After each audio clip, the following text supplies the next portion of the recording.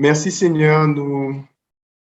Je veux partager avec vous ce matin, frères et sœurs dans le Seigneur, un passage de l'Écriture qui m'a beaucoup inspiré. Il se trouve dans l'Évangile de Jean, au chapitre 3 et au verset 1 à 21. Il s'agit de l'entretien de Jésus avec Nicodème. Et ce message que je vais vous porter aujourd'hui s'intitule « Entretien sur la régénération et sur la nouvelle naissance ». Et pour ce faire, nous allons analyser ce texte de manière progressive afin d'en dégager quelques bienfaits spirituels pour notre édification. Nous allons commencer avec les 3 premiers versets. « Or, il y avait un homme d'entre les pharisiens nommé Nicodème, l'un des principaux juifs. Cet homme vint de nuit trouver Jésus et lui dit, « Maître, nous savons que tu es un docteur venu de la part de Dieu, car personne ne peut faire ces miracles que tu fais si Dieu n'est avec lui. » Jésus lui répondit, « en vérité, je te le dis, si un homme ne naît de nouveau, il ne peut voir le royaume de Dieu. » Ce passage de l'Évangile de Jean est un passage capital, car bien que très court, il renferme tout ce qu'un chrétien devrait impérativement savoir sur la nouvelle naissance et sur le renouvellement de l'intelligence. Je crois intimement que dans la plupart des cas, un verset biblique n'a de sens que si on en saisit le contexte. Isoler un verset est donc une démarche périlleuse, car nous pourrions sans spécialement penser à mal lui faire dire tout le contraire de ce qu'il signifie réellement. Dans le souci donc de rester fidèle aux Écritures et de ne pas s'écarter du sens de ce passage, il paraît tout d'abord nécessaire de savoir qui était Nicodème. Cet homme faisait partie des Juifs les plus influents et respectés de son époque. Nicodème est un pharisien, et ceux-ci se distinguaient tout particulièrement par leur stricte interprétation et observance de la loi, et par le fait qu'ils accordaient autant d'importance à la loi écrite qu'à celle liée aux traditions orales juives. De surcroît, Nicodème fait partie du Sanhédrin, qui était à la fois l'assemblée législative traditionnelle du peuple juif et le tribunal suprême qui siège à Jérusalem. Ce conseil était constitué de plusieurs sages répartis entre docteurs de la loi et entre pharisiens. Il est intéressant de situer le cadre spatio-temporel de ce récit. Cela se passait sans doute à Jérusalem à la période de la fête de la Pâque. Nous avons une indication dans Jean chapitre 2 verset 23 que je vous inviterai à lire ultérieurement. Et à cette époque, Israël, bien que sous occupation romaine, restait particulièrement attaché aux lois et aux coutumes juives. Cela explique, entre autres, pourquoi Nicodème, l'un des principaux juifs, vient voir Jésus de nuit. On peut de ce fait facilement imaginer qu'il agit de la sorte de peur d'être vu ou d'être surpris. Dans le verset 2, toujours de Jean 3, nous voyons que Nicodème, sur la base des miracles et des prodiges que Jésus reconnaît que Dieu est avec lui et il le place au rang de prophète. Même si ce dernier demeure attaché à la stricte interprétation de la loi, il n'en demeure pas moins intrigué par ce personnage qu'est Jésus-Christ et notamment par les fruits qu'il produit. Il ne fait pas exactement comme ses semblables qui accusèrent directement Jésus de délivrer par la puissance de Belzébul. Jésus qui leur répondra d'ailleurs dans Matthieu 12, verset 28, « Mais si c'est par l'Esprit de Dieu que je chasse les démons, le royaume de Dieu est donc venu vers vous. » Cependant, Nicodème n'a qu'une vision partielle et charnelle des choses, n'ayant pas reçu la révélation de la personne de Jésus. Jésus lui répondra, toujours dans Jean chapitre 3 au verset 3, en disant ceci. En vérité, je te dis que si un homme ne naît de nouveau, il ne peut voir le royaume de Dieu. Le fait que Nicodème soit venu trouver Jésus de nuit prouve que son cœur est enclin à croire et à reconnaître l'action de Dieu en Jésus. Seulement, il reste attaché à la loi et aux traditions juives, ce qui le place dans un véritable conflit interne. À cet instant, Nicodème vient voir Jésus afin d'obtenir des réponses à ses interrogations, car il ne sait quoi penser de ce personnage ô combien atypique. Jésus lui fait donc comprendre par là même qu'il ne peut trouver les réelles réponses à ses questionnements et connaître le mystère du royaume de Dieu et donc de la personne même du Christ s'il ne passe pas par cette nouvelle naissance. Jésus nous enseigne dans son sermon sur la montagne en Matthieu 5, verset 2, « Heureux les pauvres en esprit, car le royaume des cieux est à eux. » Excusez-moi. Jésus désigne ici ceux qui ne se distinguent pas par leur sagesse toute humaine et qui ne la prennent pas pour appui. La compréhension même de ce qu'est la nouvelle naissance nécessite une véritable révélation et ne peut être appréhendée par un raisonnement purement intellectuel. La parole nous exhorte d'ailleurs en ce sens, en Marc 10, verset 15, « Quiconque n'accueillera pas le royaume de Dieu comme un enfant n'y entrera jamais. » Vous savez, j'observe souvent nos fils et lorsque leur maman ou moi-même leur promettons une récompense, par exemple, ils y croient dur comme fer. Et ce, peu importe ce que quiconque pourrait leur dire pour les en dissuader. Ils ont la certitude que nous tiendrons parole et cela leur suffit amplement. Ils savent également qu'ils dépendent de nous et ont la certitude que nous ne ferions jamais rien pour leur faire du tort, mais qu'au contraire, nous serons toujours là pour les protéger et les épauler. Ils ont une confiance innocente, sans duplicité et sans faux semblant, qui ne doutent pas et ne soupçonnent pas le mal. Dieu veut que nous soyons comme eux. Jésus lui-même dira en s'adressant directement au Père, en Luc 10, verset 21, « Je te célèbre, Père, Seigneur du ciel et de la terre, parce que tu as caché ces choses aux sages et aux gens intelligents, et que tu les as révélées aux tout-petits. Oui, Père, parce que tel a été ton bon plaisir. » Enfin, Paul nous dira à ce sujet dans 1 Corinthiens chapitre 1, versets 26 à 31, « Considérez, frères, que parmi vous qui avez été appelés, il n'y a pas beaucoup de sages selon la chair, ni beaucoup de puissants, ni beaucoup de nobles. Mais Dieu a choisi les choses folles du monde pour confondre les sages. Et Dieu a choisi les choses faibles du monde pour confondre les fortes. Et Dieu a choisi les choses viles du monde et les plus méprisées, même celles qui ne sont point, pour anéantir celles qui sont, afin que nulle chair ne se glorifie devant lui. Or, c'est par lui que vous êtes en Jésus-Christ, qui nous a été fait de la part de Dieu sagesse, justice, sanctification et rédemption, afin que, comme il est écrit, celui qui se glorifie dans le Seigneur.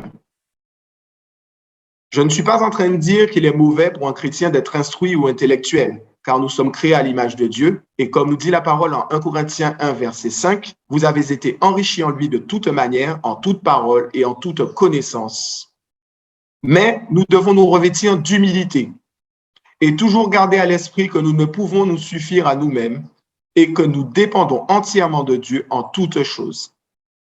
L'apôtre Paul est pour nous un véritable modèle en ce sens, allant jusqu'à regarder toutes choses comme de la boue afin de gagner Christ. Nous pouvons toutefois noter que les exigences de Dieu pour nous et les standards de Christ sont bien plus élevés que ceux imposés par la loi. Nous le voyons dans Matthieu 5, verset 20. « Car je vous dis que si votre justice ne surpasse celle des scribes et des pharisiens, vous n'entrerez point dans le royaume des cieux. » Le contexte de ce verset est clair.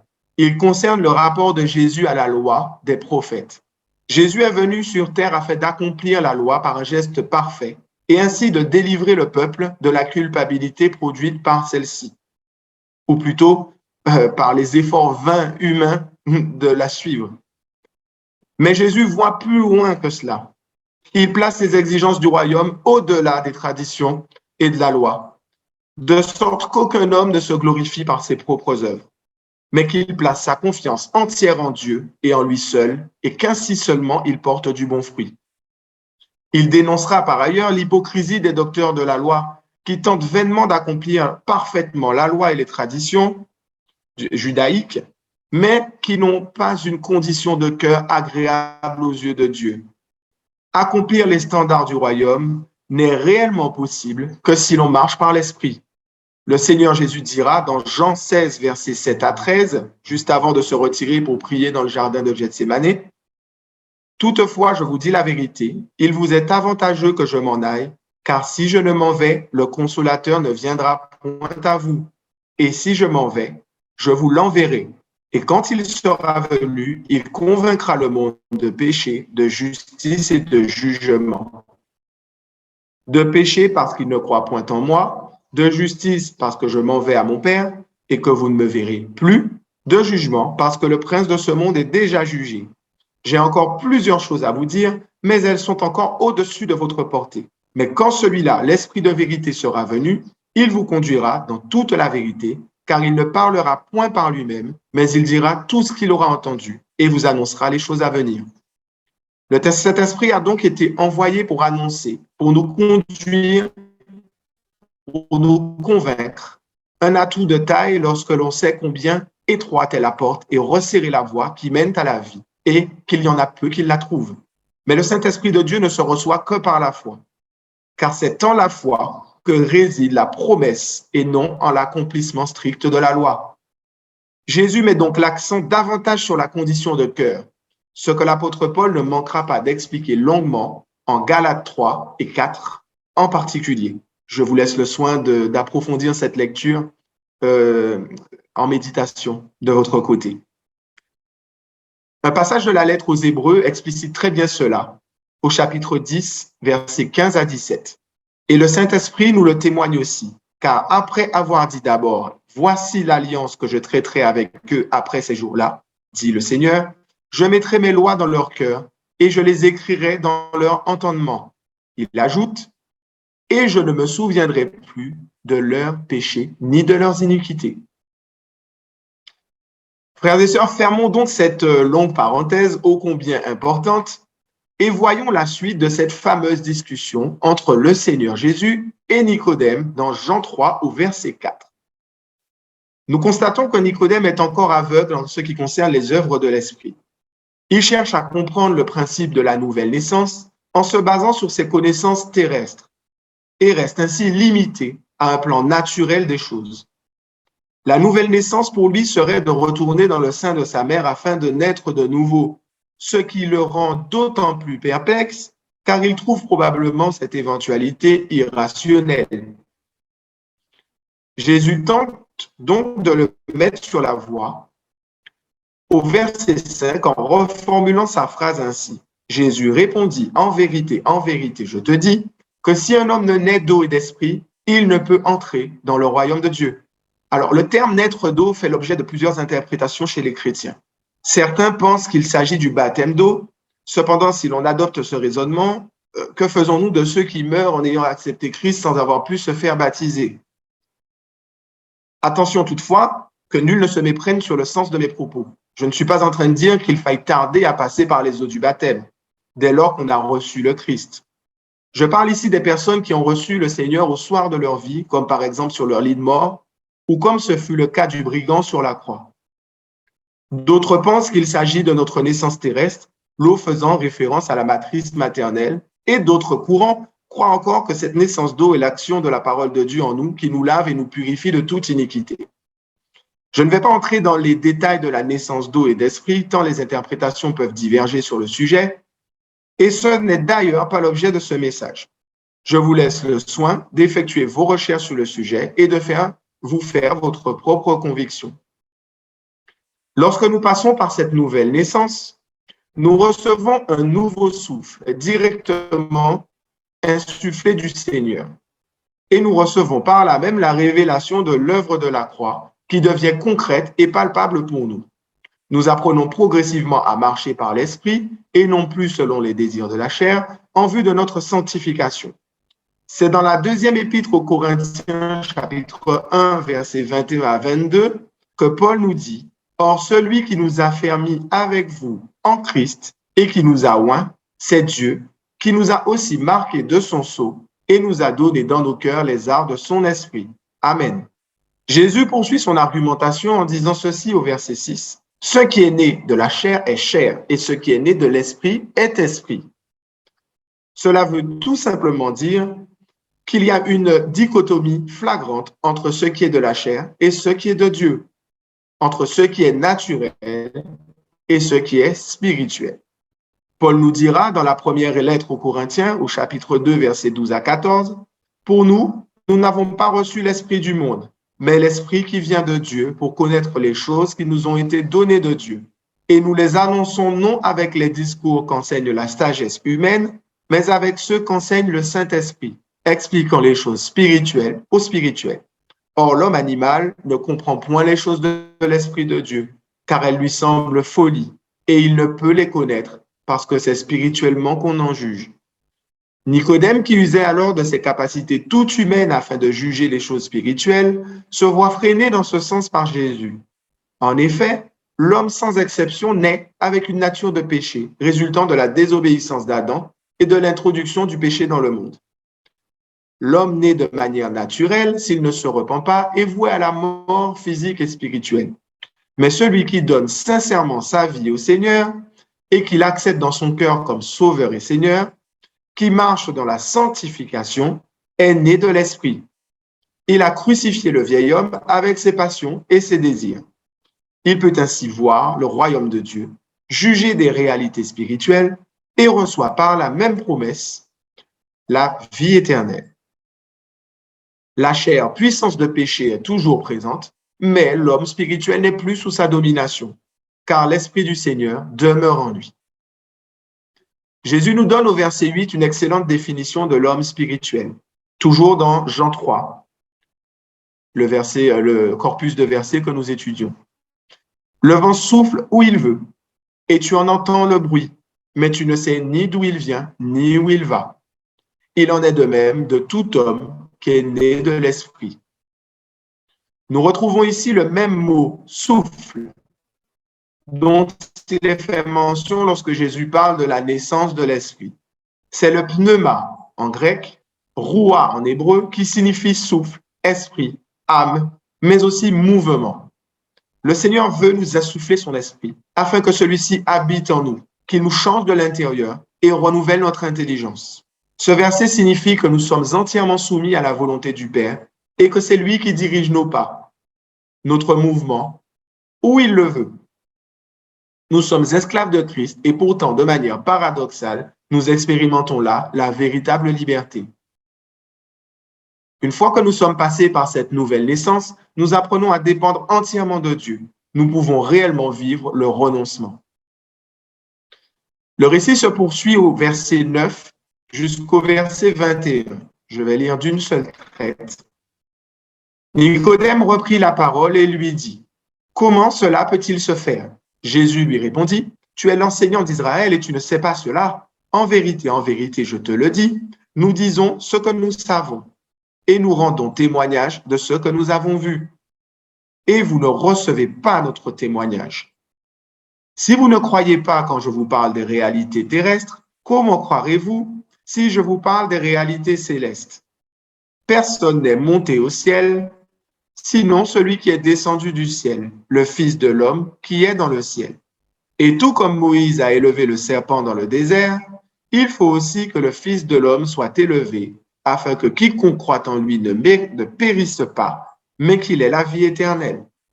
En effet, Dieu a tant aimé le monde qu'il a donné son Fils unique, afin que quiconque croit en lui ne périsse pas, mais qu'il ait la vie éternelle.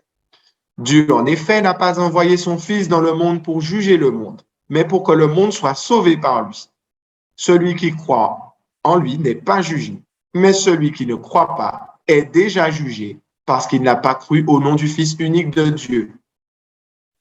Et voici quel est ce jugement.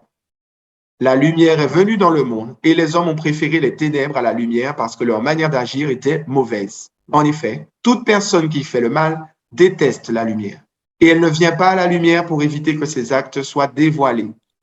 Mais celui qui agit conformément à la vérité vient à la lumière afin qu'il soit évident que ce qu'il a fait, il l'a fait en Dieu. Frères et sœurs, Jésus fait comprendre à Nicodème que s'il ne parvient pas à saisir ces réalités, qui, bien que qualifiées par lui-même de terrestres, nécessitent un certain niveau de révélation, il ne pourra saisir les réalités célestes. Ce verset n'est pas sans rappeler Jean 16 au verset 12 que nous avons lu ensemble tout à l'heure, où Jésus dit à ses disciples, « J'ai encore plusieurs choses à vous dire, mais elles sont encore au-dessus de votre portée. » Jésus entre ensuite dans le prophétique en évoquant sa future crucifixion et la victoire qu'il remportera à la croix pour le rachat et le salut de l'humanité entière. L'image du serpent élevé par Moïse dans le désert est une image forte qui représente Jésus, devenu l'onction et le salut. Il explique enfin à Nicodème que c'est à cause de la duplicité et de l'hypocrisie que les hommes refusent de le reconnaître. Nicodème s'était lui-même secrètement approché du Christ, de nuit, de peur d'être vu et jugé par ses pairs. Christ sait que Nicodème ne vient pas à lui avec un esprit de dispute, comme la plupart des pharisiens, mais il est véritablement en quête de réponse. Cependant, celui-ci reste tiraillé entre ce désir d'en savoir plus sur Jésus et l'attachement à la loi et les prophètes, ainsi qu'aux traditions judaïques. Jésus lui parle de lumière alors qu'il est venu de nuit, et c'est déjà l'amener à comprendre que Christ est la véritable lumière, qui en venant dans le monde éclaire tout homme.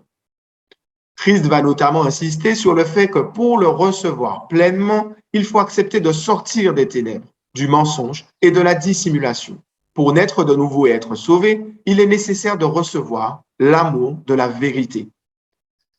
Il nous montre aussi par là même que ce n'est pas par la maîtrise et par l'application stricte de la loi que nous pouvons accéder au salut. Celui-ci s'obtient par la grâce au moyen de la foi.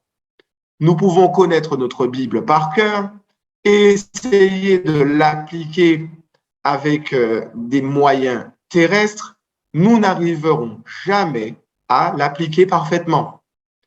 Connaître la loi est important, mais nous devons toujours garder à l'esprit que Christ a accompli parfaitement la loi et que si nous sommes nés de l'esprit, nous accomplirons naturellement et parfaitement la loi par la foi en Jésus-Christ. Voilà, j'espère que vous avez été bénis par ce message et qu'il vous a encouragé. Et si vous le voulez bien, nous allons prier ensemble. Seigneur Jésus, nous te remercions. Merci parce que ta parole aujourd'hui a été portée. Merci parce que nous la recevons. Merci Seigneur parce que tu nous montres, Seigneur, par l'attitude de Nicodème, que nous ne pouvons venir à toi si nous ne t'ouvrons nos cœurs et si nous ne t'acceptons réellement. Nous te prions de nous aider à vivre une nouveauté de vie. Aide-nous à toujours garder cet ascendant sur la chair par ton Saint-Esprit, à toujours marcher dans la lumière et à ne pas être dans les ténèbres, afin que tu puisses continuer l'œuvre que tu as commencée en nous et que tu l'achèves parfaitement. Au nom de Jésus-Christ. Amen.